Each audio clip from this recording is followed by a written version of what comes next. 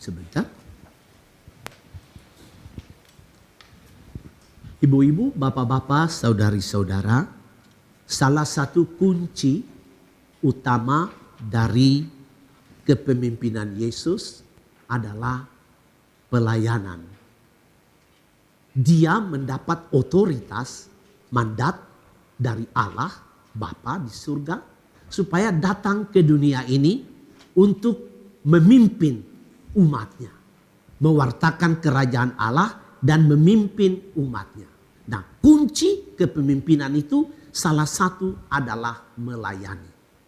Dan karena melayani itu adalah salah satu kunci utama dari Yesus, maka hatinya itu selalu tergerak untuk berbelas kasih kepada orang lain. Dia tidak bisa melihat orang lain dalam keadaan sulit atau dalam keadaan susah. Selalu hatinya tergerak untuk menolong orang lain. Nah, ibu bapak, saudara-saudari, Yesus yang dipenuhi dengan semangat melayani dan tergerak hatinya untuk menolong orang lain, dia selalu memimpin bukan dengan kata-kata, tetapi dia berusaha dan selalu dia tunjukkan bahwa pola kepemimpinannya dengan melayani yang membuat hatinya tergerak oleh belas kasih, dia nyatakan di dalam perbuatan nyata. Jadi Yesus melayani dengan teladan. Maka tadi orang banyak yang berbondong-bondong, ya dia katakan kepada Filipus, ayo cari makan supaya mereka ini makan.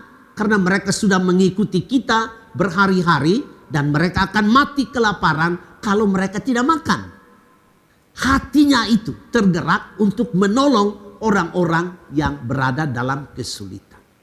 Nah, ibu bapak, saudara-saudari, dalam Ekaristi Kudus kita selalu datang kepada satu adegan di mana Yesus berkata kepada kita semua, ambil dan makanlah.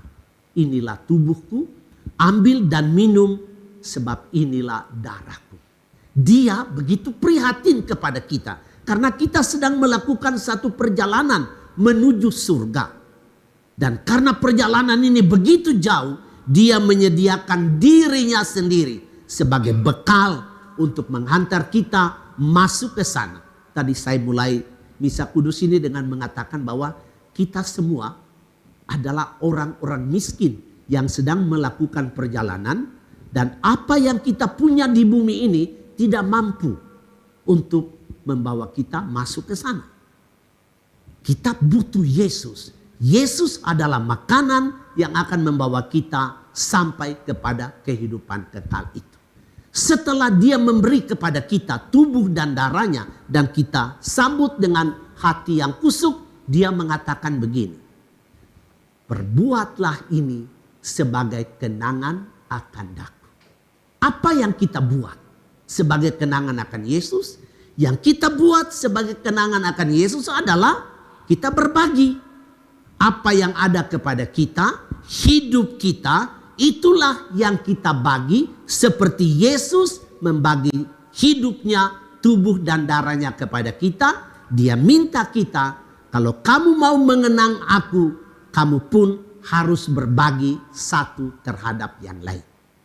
Pada waktu dia membasuh kaki murid-muridnya dalam perjamuan malam yang terakhir, satu pekerjaan pelayan, satu pekerjaan budak, tetapi otoritas Yesus tidak terganggu sama sekali.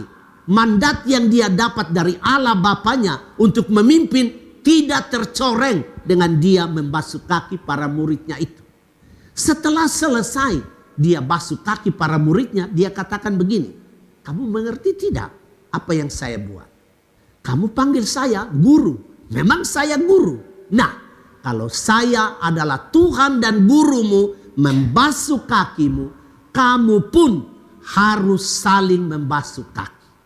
Tuhan Yesus menyatakan kepada kita dengan teladan pelayanan dengan hati yang tergerak, dan dia peduli tetapi dia nyatakan dalam teladan.